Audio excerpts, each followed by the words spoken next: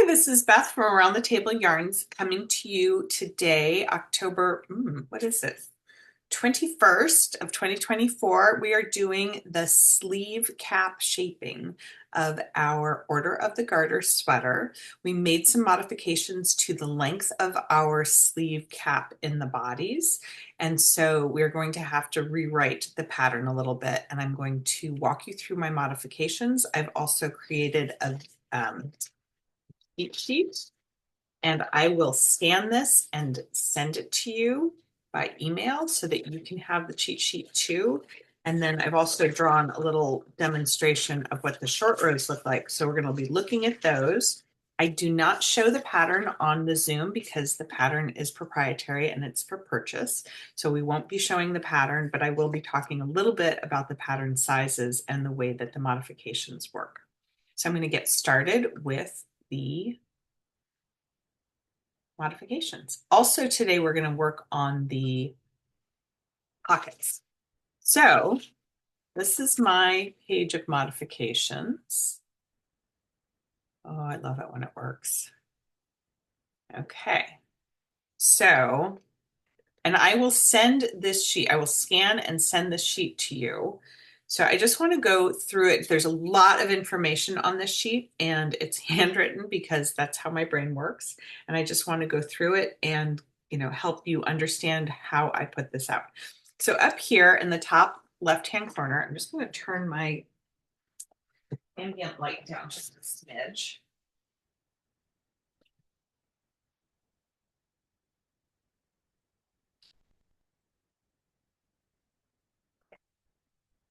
Sometimes helps the camera pick up better. So up in the upper corner, left-hand corner, I drew a diagram of the sleeve and the way the sleeve cap shaping works, starting with the number 1, start, going to number 2, number 3, number 4, number 5, number 6, number 7. Right there is a number 8 that says end. So if you follow that around, start. So you have a red and a blue marker, and we start at the red marker on the armhole side of it. So not the top of the shoulder side, but on the armhole side. And we're going to pick up 1 stitch all the way down to the bottom of the armhole. At the bottom of the armhole, we're going to add a blue marker, and then we're going to pick up 1 stitch. So, sorry, let me say that again. We're going to pick up and knit 1 stitch for every ridge. And when you're done with that, I want you to count them and record that count here on the page.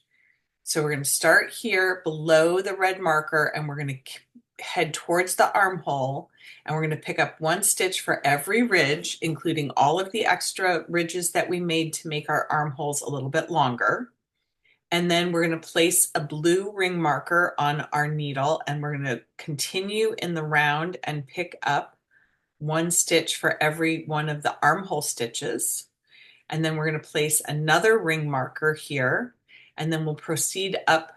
This is the left front comes first, so this was the back, and this will be the left front, and we'll pick up 1 stitch for every ridge along here, and we're going to count those stitches. And then when we get to the blue marker, we're not going to do what the pattern calls for, and I'll talk about that a little bit more, but we're going to continuing to pick up 1 stitch for every ridge from the blue marker to the red marker, and you stop there. That's the end of the picking up. So I wrote that out below, and I've kind of color coded as I went. I'm going to get a flatter copy of this. This one got a little bit eaten up. So the left sleeve cap pickup round. So back to the 1, I'm going to just pull this down so you can see the diagram as I talk about this. So starting in the row below the removable red marker with the right side of the back facing and using your main needle, so the right size needle. Number 2, pick up 1 stitch, pick up and knit. Pick up and knit 1 stitch for every ridge to the bottom of the armhole rows. And then you can count and fill this in here. This number, the number of stitches there, will be more than the pattern indicates. You are picking up more stitches because many of us did a modification that added extra rows in here. Okay, so it's important that we know how many stitches different ours are than theirs. The next thing that you'll do is place a blue marker on the right needle and continue picking up and knitting one stitch for each underarm stitch. So remember, we added underarm stitches. We did a cable cast on when we got to the underarms, and we added those stitches. So this is where we're going to pick up one stitch for each of those added stitch. And each of those added stitches, the number that we'll be picking up should be the same as the pattern tells you. So in part 1 and 2, it's going to be more than the pattern tells you. And in part 3, it's going to be the same. But go ahead and count it anyway. And you're going to put a blue marker after those stitches. So there's one before those stitches and one after, and you're going to count them. Continuing up the left front, you will continue to pick up and knit one stitch for every ridge all the way back up to the blue marker. We're going to count those stitches. This number here should match this number here. And both of these numbers are still more than the pattern indicates.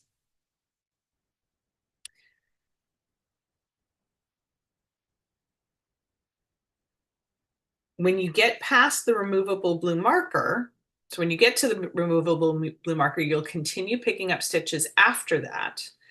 In the pattern, she actually writes to pick up 10 stitches from the marker to the top of the shoulder and 10 stitches from the top of the shoulder to the red marker, which is a total of 20 stitches. And I tried this and it was really it really poofed out, and I don't think it works as well, especially since we did all these other modifications.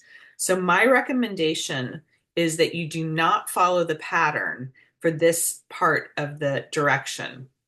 So following the removable blue marker, continue picking up only one stitch for every ridge until you get to the removable red marker, and count this. And this number should be less than the pattern indicates. The pattern indicates 20 stitches here. And then in the pattern, it tells you to remove the removable markers. Again, not these two. These are on the needle, on your circular needle. It's the red and the blue markers that she's talking about. Those are just pinned onto your knitting, so it's not urgent to take them out. They're just pinned there. But she says to remove the removable markers and turn, and she tells you to do a wrap and turn. And we have been doing German short rows. So we're going to continue with German short rows, which we have already discussed previously, but you're going to be turning the work. So you'll get back to the beginning of your pickup round at the red marker, and you're going to turn to go back in the opposite direction, back towards the shoulder. At this point, I want you to count, either add up all your counts. You were also supposed to count your here. You're also supposed to count the stitches that you pick up between the two removable markers.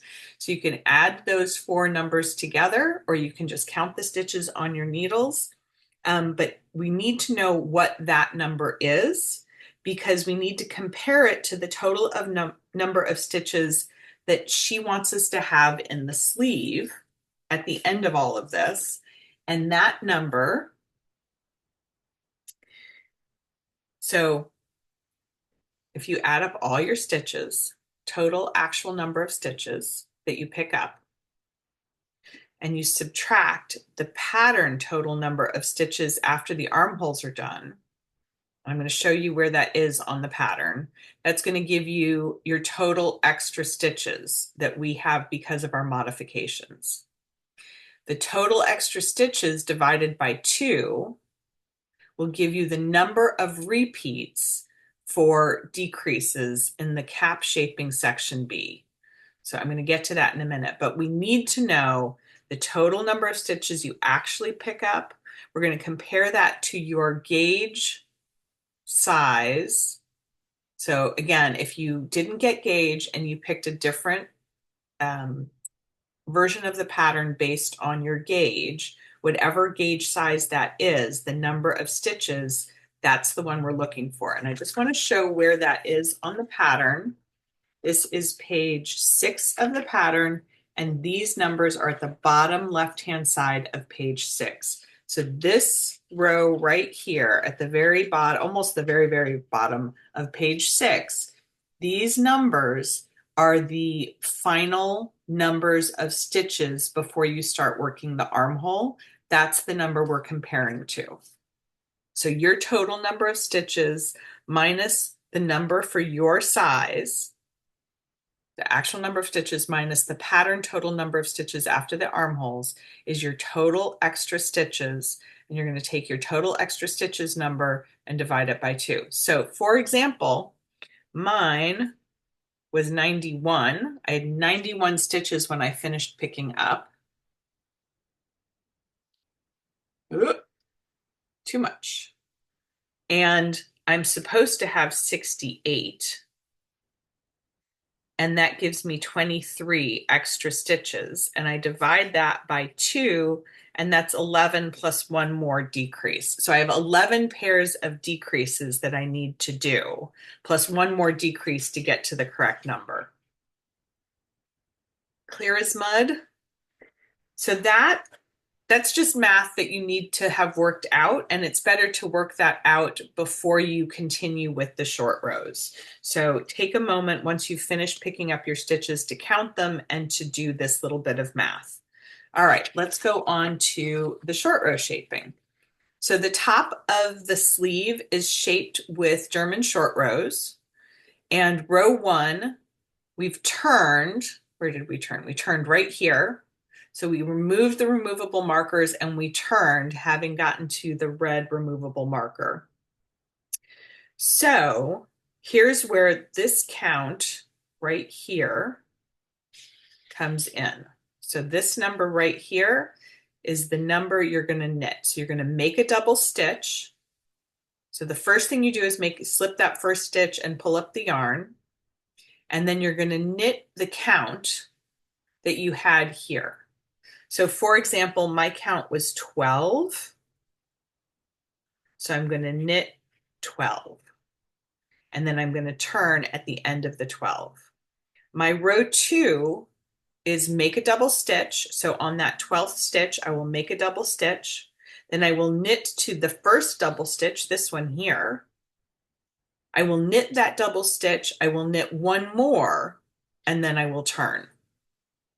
And you repeat that row 2 11 times if you're doing the smaller 2 sizes, 13 times if you're doing the middle sizes, or 15 times, which gives you an extra 12, 14, or 16 stitches above the number of your count when you get to the end of that shaping.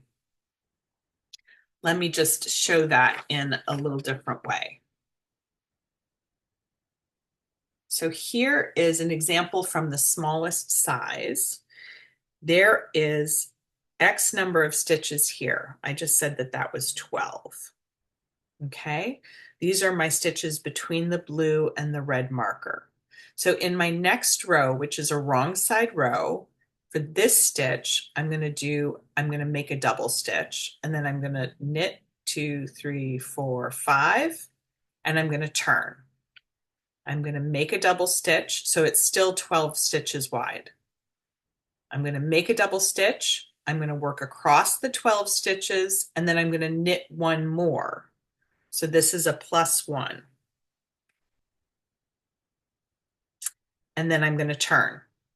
Make a double stitch, knit across all of those stitches plus 1 more.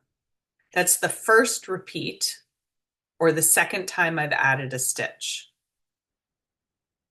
Continue to do the repeats. For this particular size, you do that 11 more times. And when you get to 11 more times, you will have repeated the increase on each side of the original stitches. Sorry, that seems to be going out of. There we go. So there will be +6 on this side of the original stitches and +6 on this side of the original stitches, plus the original number of stitches. That's where I want you to stop doing the cap shaping sequence A. So when you finish cap shaping sequence A, which is the top of page 6 in the directions, you will not be doing row 1 as written. You'll be doing row 1 as indicated here.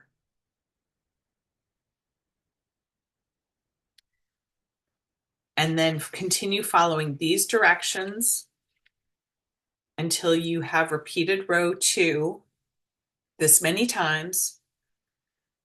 You should, if you count, you'll have the count number that you started with. In my case, it was 12 plus 12 more stitches, including the last double stitch that you worked. So you'll have a double stitch at the beginning of the needle, and then you'll work to however many stitches, and you'll have, like in my case, 24 stitches, and so on. When you're done with those 6, 7, 8 rows, you're going to go on to cap shaping B, cap sequence B. Now, here's the thing about cap sequence B. It is a decrease. So imagine a sleeve. Usually a sleeve looks something like that, right? But we're knitting this sleeve in short rows down. So we're going out, out, out, out. And then we come down at more of a vertical line. It's still actually angled, but it's more of a vertical line. And the way that this is accomplished is by taking away a stitch on each side every 4 rows. And in the original pattern, she only does that 3 times or 4 times for each size. But we added extra rows in here. So we need to add extra decreases in this section to get to the correct number of total stitches around when we get to the end of our cap shaping. So the way that that is going to work is for us to just continue making these decreases. So in the cap shaping sequence B, row 1 has a decrease at each end. That's row 1. Row 2 is knit row, and it's a wrong side row. Row 3 is knit. It's a right side row, and row 4 is also knit. They're just knit, working the additional German short rows at each end, at the end of the row and the beginning of the row. So in row 1 of cap shaping sequence B, there's a decrease at the beginning and the end of the row. The other 3 rows are just knitting with just the turning of the short row. So what does that mean for you? In the pattern, you repeat this sequence of 4 rows 1, 2, or 3 times. In the modification, you are going to continue repeating. So this is the repeat of cap sequence B.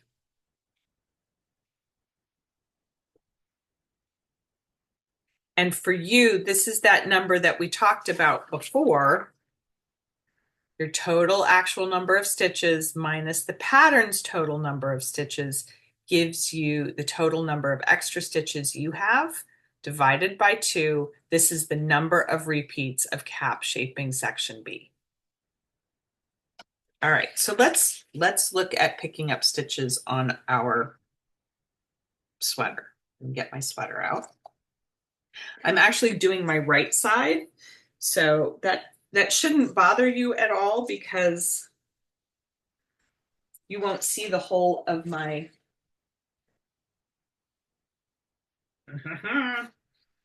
somewhere here is knitting needle. There it is. And I'm actually going to show this in a much brighter yarn. So first of all, here is my shoulder started. So I just want to go a little backwards. This one, does this one not get bigger?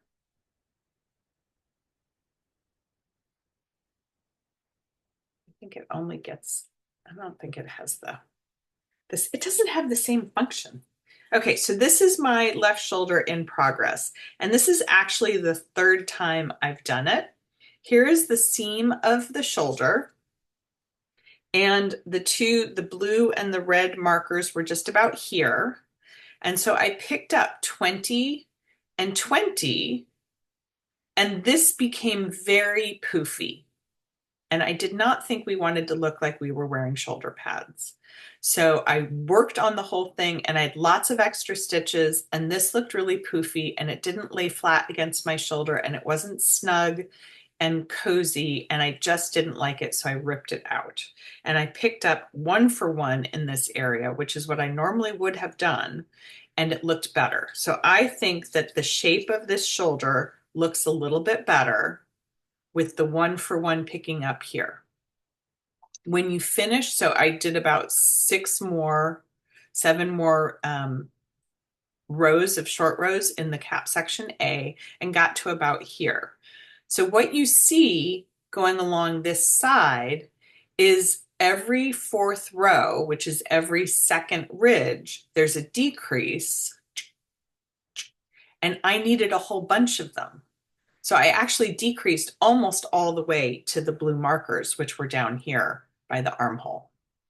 And what I did was I kept counting the total number of stitches around periodically and comparing it to the number of stitches this armhole opening should have. So I kept doing my pairs of decreases, and then I had 1 extra stitch because I picked up 1 extra stitch. So when I got to the bottom, I did 1 more decrease to get rid of that 1 extra stitch. So I went from 91 stitches to 68. And most of that is done along this line in the modification of the cap shaping section B. So I want to demonstrate how I got that all set up. Here is the top of my other sleeve. Oh, please don't tell me I've lost my red marker. There it is. Okay.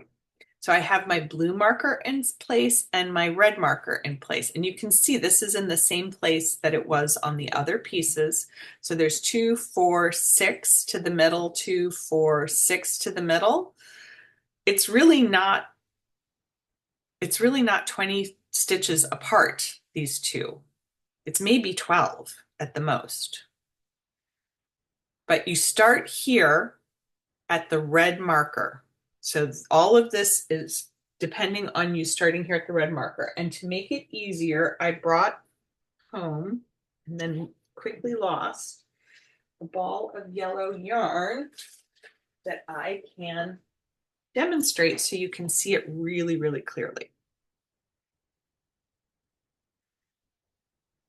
So when you join to pick up stitches, so pick up and knit stitches along, first of all, we look for the red marker, and it says in the row below the red marker. I like to pick up in the ridge, in the valley, not on the ridge.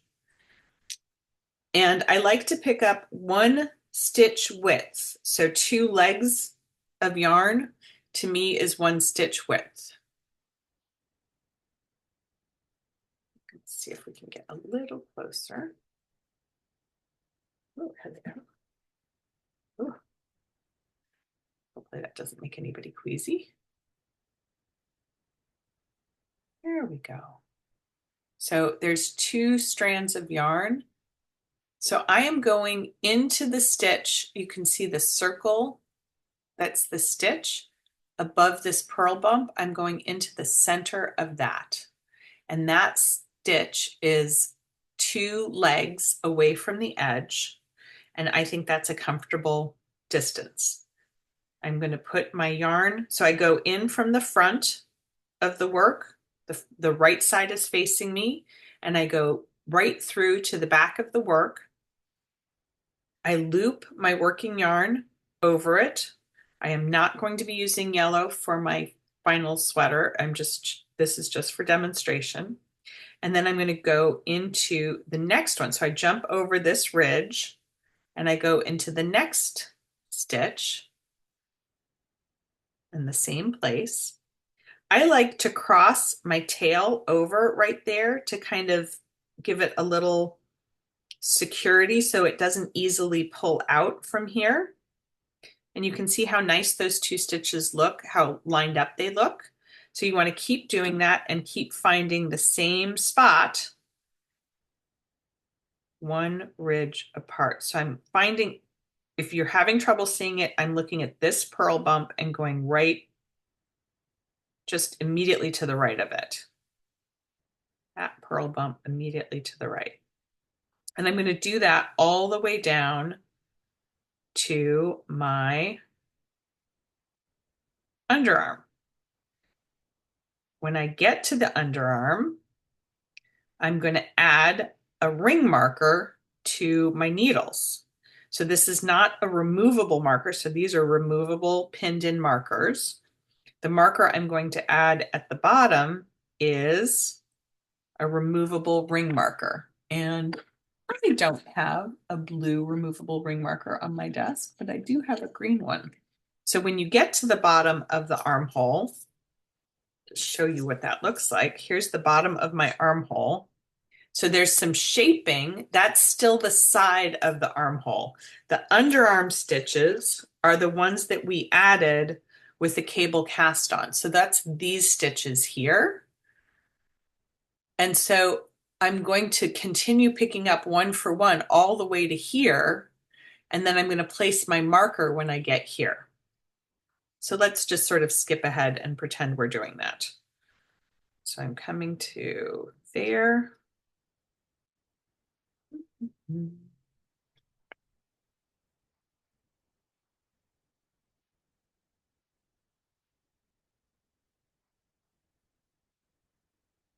can see I joined yarn right there.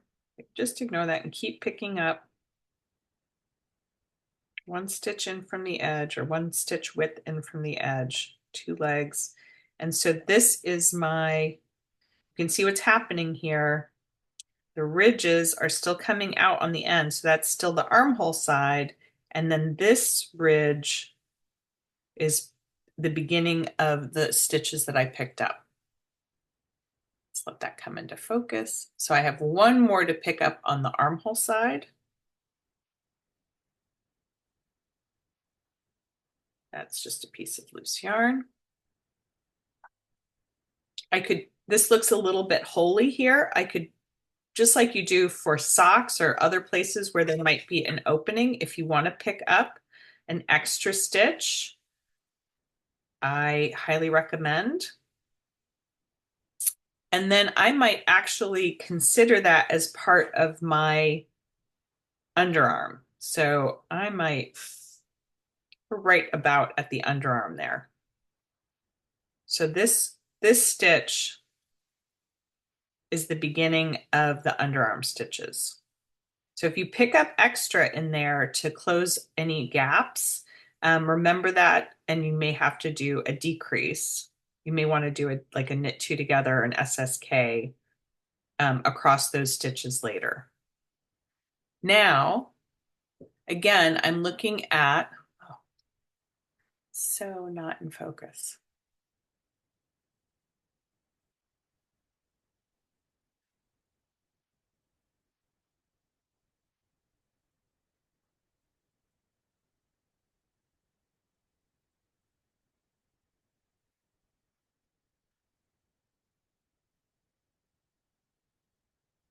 I'm going to just turn the light down a little bit more. Sometimes that helps it get focused.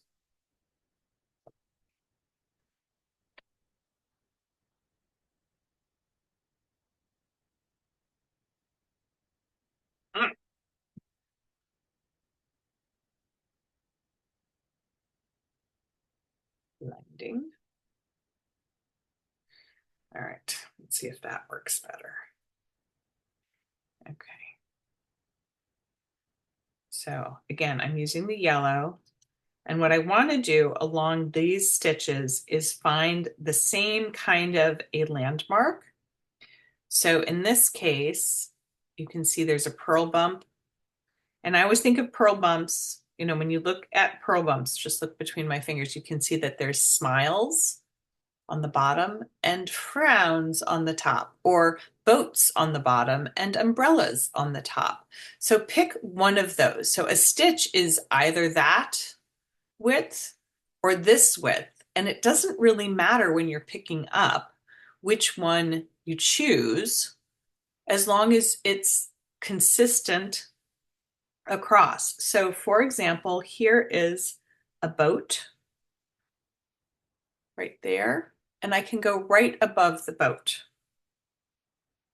So I want to find that same row, the boat in the same row across for each of the stitches. So the next one is here, and I go in, and I'm a little bit deeper than one stitch width in, but this is my underarm, and there's a lot more pull on the underarm, so I'm okay with it being a little bit thicker right there. This is a place where there's some strain on your join, and I think it's okay to have a little bit thicker seam. So and you're just going to continue doing that across all of the stitches. Now, in this case, there is a number that we are planning to match. But like I said, if you need to pick up an extra stitch or two to close up gaps, just make a note of that and count your stitches, and you can plan to work those as SSKs or knit two togethers later. Try not to split your stitches as you're pulling them through. I'm going to go right in here. So I do this thing where I make it perpendicular, and then I use my left hand to help me make that stitch come out. And when you get to the end of the underarm stitches that you cast on, so that's just about there, this should match the pattern. Do one more there. But it may not. And then you're going to add another. I have no more markers here that are blue. I only have green ones. So I'm just going to add an extra marker there. And then you're going to proceed up the other side to the other removable markers. So there's already one in this space here. So my next space is here. And again, I'm finding that landmark of the purl bump and then going into the right of it every time in the same way. And then that makes my stitches pick up evenly along the side. And you're going to do that all the way up and around to the top of the sweater. And past the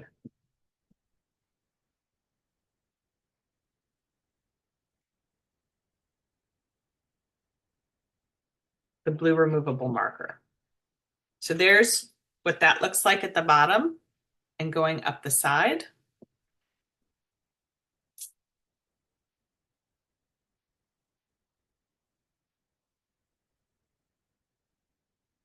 So I'm just going to show you the short row shaping. And then we're going to work on the pocket because I did an afterthought pocket and I wanted to demonstrate that for you. So I'm not leaving these in for the moment. All right. So here's the top. So I've been picking up, I've got 1 for 1 I still have 1 for 1. I'm going to pick up to here, and then I'm going to jump over it and continue picking up. And this is where in the pattern you're told to pick up 10 stitches. And I did that, and I just didn't like how it turned out. So I am recommending you can try it, but you might not like it. And if you don't like it, you may want to pull it out. So when you get to where those short rows are, you just jump over and keep going. So it looks like I've got 6, 7, 8, 9, 10, 11, 12. And my original first stitch was here. So this is the point where you're going to turn and you're going to make a double stitch. So I just want to remind you how you make a double stitch. Whoops, wrong side.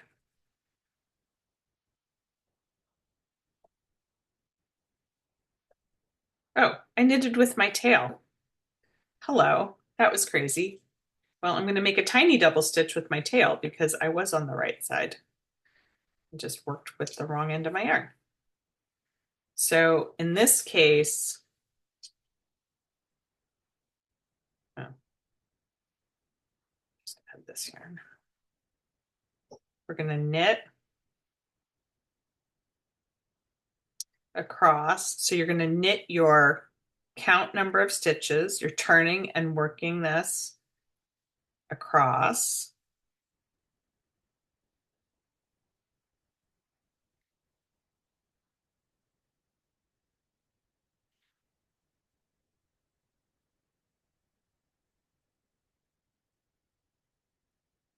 And then on that first one, you'll turn back, and to make a double stitch, remember that your yarn is in front. You slip the stitch purlwise to the right needle without working it. Pull up to show the 2 legs of that stitch and continue working across. So that's what your double stitch looks like. So this would be my first row 2.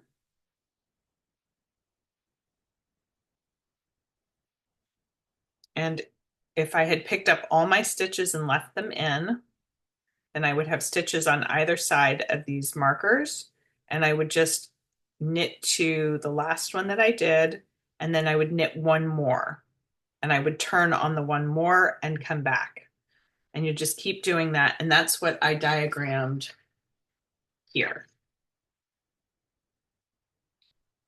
So you knit across and turn, and you work 1 more, and then you turn and you work across and you knit to the double stitch and work 1 more and turn, and so on. So that brings you to the end of your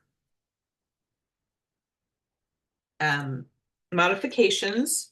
When you finish the sleeve cap, which is where I am now, you will have done your modifications and shaped your sleeve all the way down to the bottom, and then you'll work across to the middle of you'll have worked all the way around to the middle of your underarm, and that's going to be the beginning of your row. We discussed this in the class today because her directions tell you to work this in the round, alternating between purling and knitting. And the benefit of that is that there will be no seam.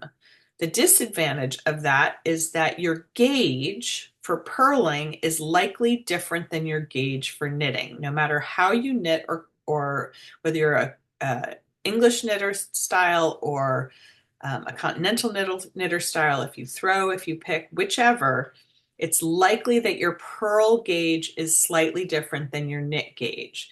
So since everything else about this sweater has been done with just the knit stitch, we thought that it might be better to just work in knit stitch continuing. So what happens is you'll work to the end of the row and then turn, and she tells you to purl back. You're gonna turn back on that row and just continue knitting. So that's how I'm shaping my sleeves. So I will be able to join them in the round here. You can add an extra stitch if you want to, or not decrease a pair of stitches so that you have a selvage stitch right there. And I think I forgot to do that, so I might have to go back and redo that. But these will be seamed. These two sides of the sweater will be seamed and they should line right up. You work so many rows before the first decrease, so you'll have a nice, it'll be a nice way of learning how to do mattress stitch on garter stitch. So I'm looking forward to showing people how to do that. Okay, so that's the sleeves. We will work a little bit more on the sleeves in the next video, just so you know, for the decreases and joining them and sewing them up. So the next video is in November on a day that I forgot to look up ahead of time again.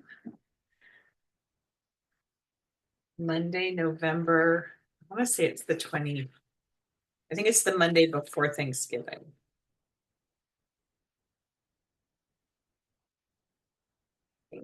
Checking. 4th. Oh, no, sorry. It is Monday, November 11th.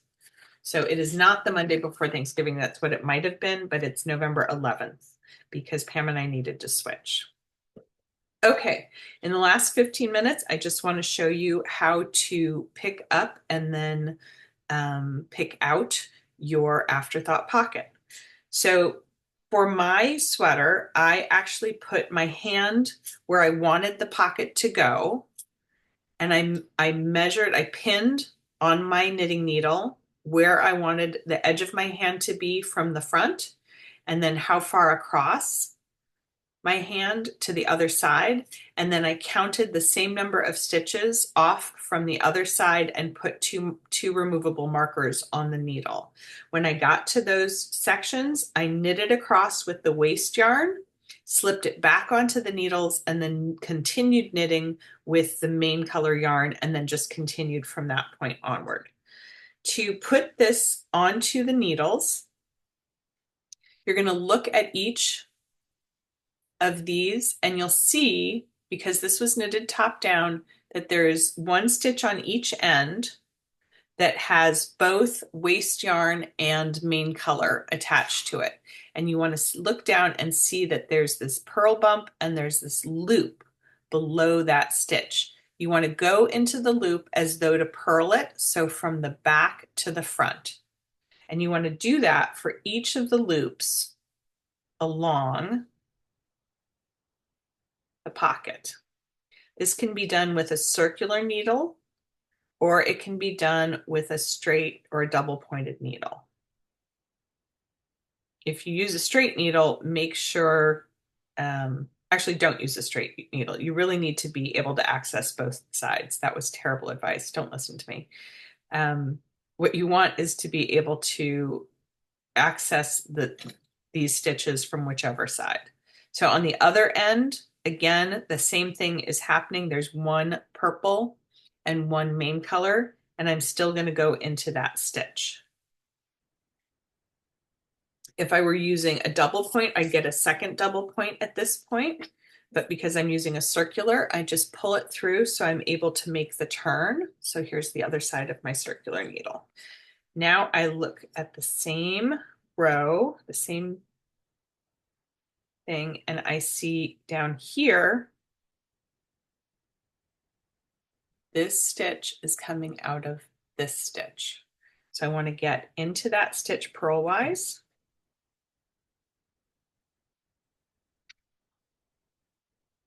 And go across the row. So I'm just entering each of those stitches incorrectly. Hold, please. That was right. This is right.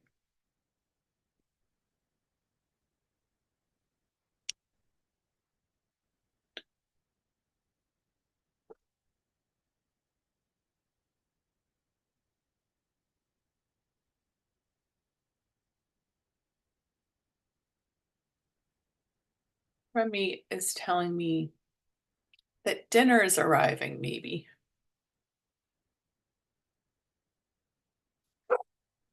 Remy lives here now.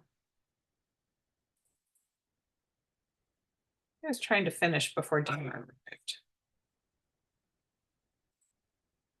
It's also possible the neighbors are home.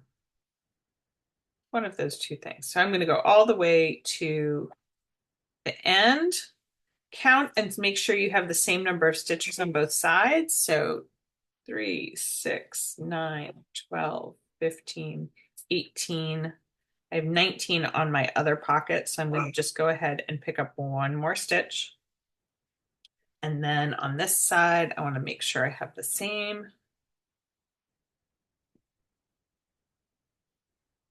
3, 6, 9, 12, 15, 18, 19. Okay, so I'm perfect.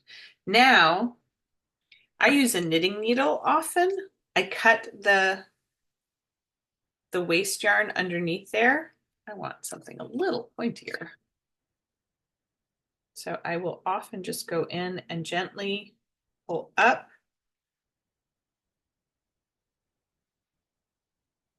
And pull apart. So I'm pulling out the waste yarn, and because I threaded my needles on, the stitches are held on the needles right there. And the waste yarn is coming out, and that leaves an opening.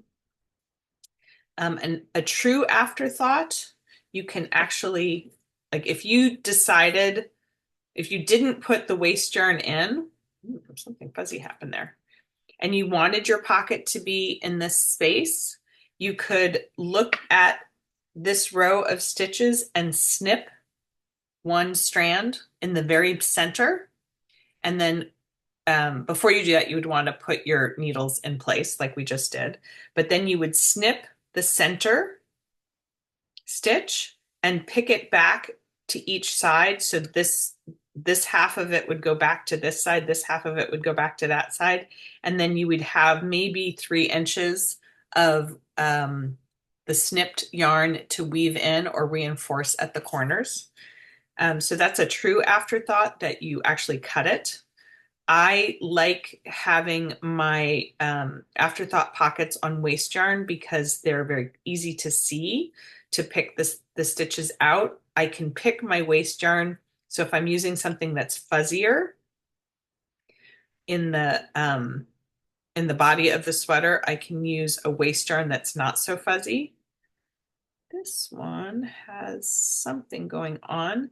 And the other nice thing about using waste yarn and not regular is that if you come up against something where it's stuck, I can cut my waste yarn. I wouldn't want to cut.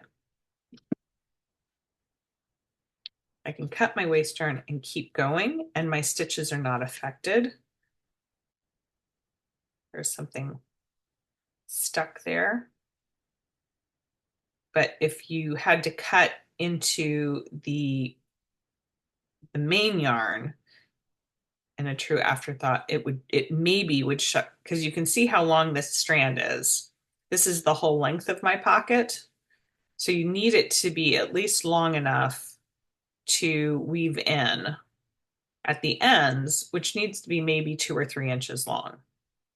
So you can see that with a 4-inch pocket, that's not a whole bunch of yarn right there. But I just do this right up to the end.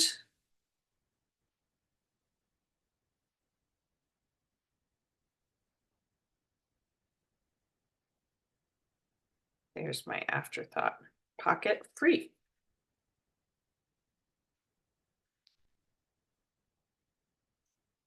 Now,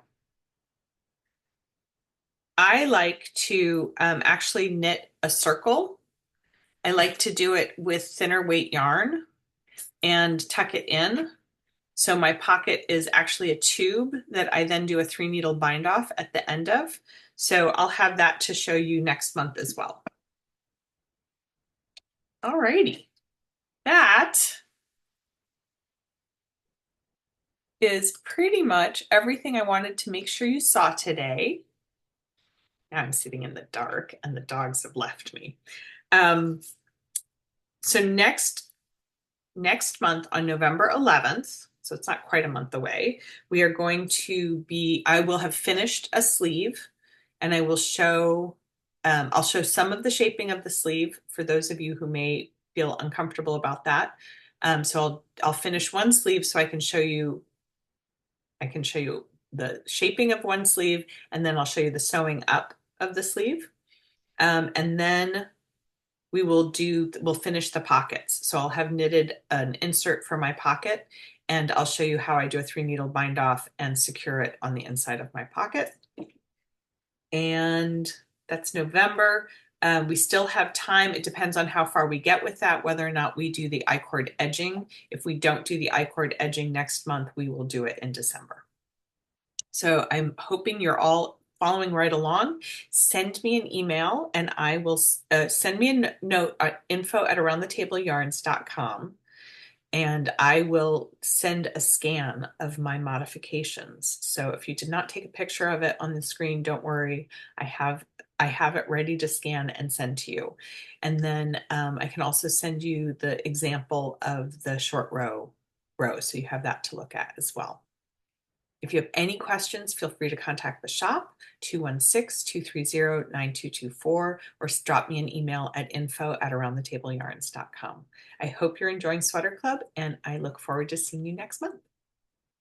Any questions?